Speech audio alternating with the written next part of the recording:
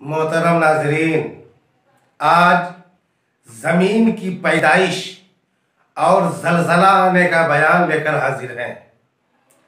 क्या आप जानते हैं कि ज़मीन और आसमान में से पहले किसको पैदा किया गया है? तो उसके बारे में फतावा हदीसिया और ज़ुरक़ानी में मज़कूर है कि ज़मीन को पहले पैदा किया गया है और ज़मीन का वो हिस्सा जहां अभी खाने काबा बना हुआ है, उस हिस्से को खुदावंद कुद्दूस ने पूरी रूए जमीन को पैदा करने से 2000 साल पहले बनाया। फिर वहीं से सारी जमीन फैलाई गई। सारी रूए जमीन में सबसे अफजल वह हिस्सा है जो हुजूर अकरम सल्लल्लाहु ताला अलैहि वसल्लम के जिस्मे अक़दस से मुत्तसिल है। खाने काबा से भी अफजल, बल्कि अर्श आज़म से भी अफजल वाला है। जमीन के तबक़ात 7 हैं और हर तबका की मोटाई 500 बरस का रास्ता है।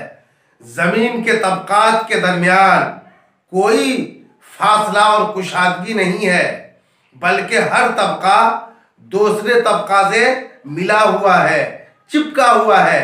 जैसे प्याज का छिलका एक छिलका पर दूसरा छिलका रहता है, दूसरा छिलका पर तीसरा छिलका रहता है, उसी तरह से जमीन के तबक़ात है।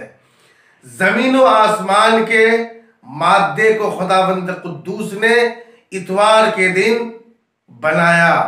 सोमवार के दिन सातों तबक जमीन बनाई गई।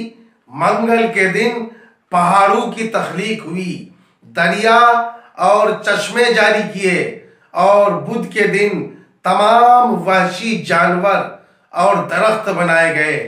जमीन में जलजला किस तरह आता है? तो आइए मैं आपको बताऊं कि जलजला इस तरह आता है कि जमीन में जब गुनाह ज्यादा होने लगते हैं तो अल्लाह तबारका व तआला गाफिल बंदों को आगाह करने के लिए फरिश्तों को हुक्म देता है कि जमीन में हरकत दे।